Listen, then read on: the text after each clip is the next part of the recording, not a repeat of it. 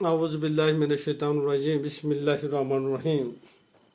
میرے چھٹی یعنی ششم جماعت کے بچوں السلام علیکم ورحمۃ اللہ وبرکاتہ۔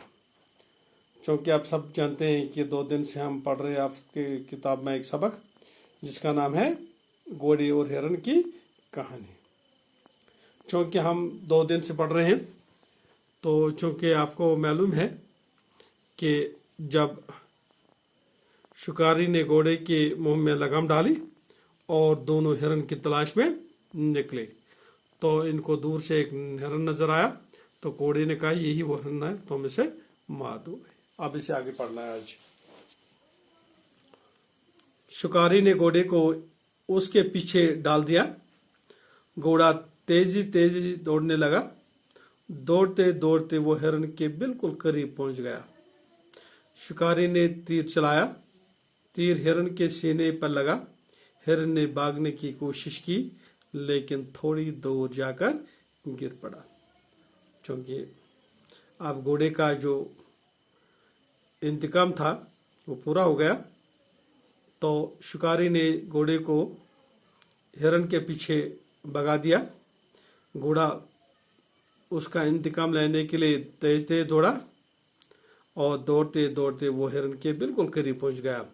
چونکہ شکاری کا کام تھا، شکاری کا کام یہی تھا کہ تیر چلانا۔ اس نے تیر چلایا اور ہرن کے سینے پر لگا۔ ہرن بھاگنے کی کوشش کی لیکن تھوڑی دیر بعد زمین پہ گر پڑا۔ اب گھوڑے نے اطمینان کا سانس لیا، چونکہ اس کے سر پہ بھوت سوار ہوا تھا انتقام لینے کے لیے۔ اب گھوڑے نے اطمینان کا سانس لیا، اس کا دشمن مارا گیا۔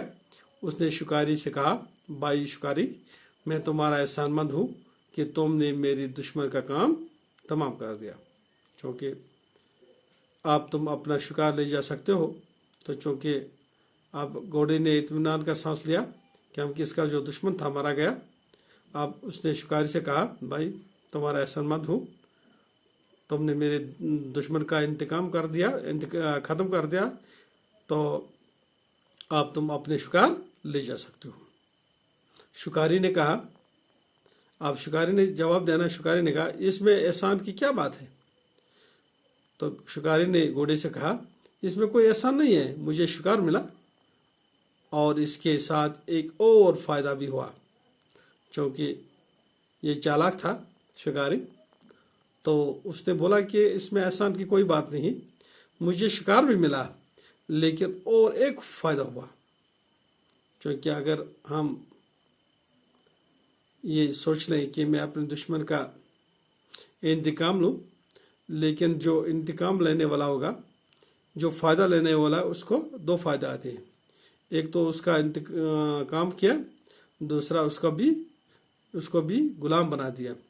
چونکہ آج اتنا ہی ہے، کل اور پڑھیں گے۔ جب تک خدا حافظ، السلام علیکم ورحمۃ اللہ وبرکاتہ۔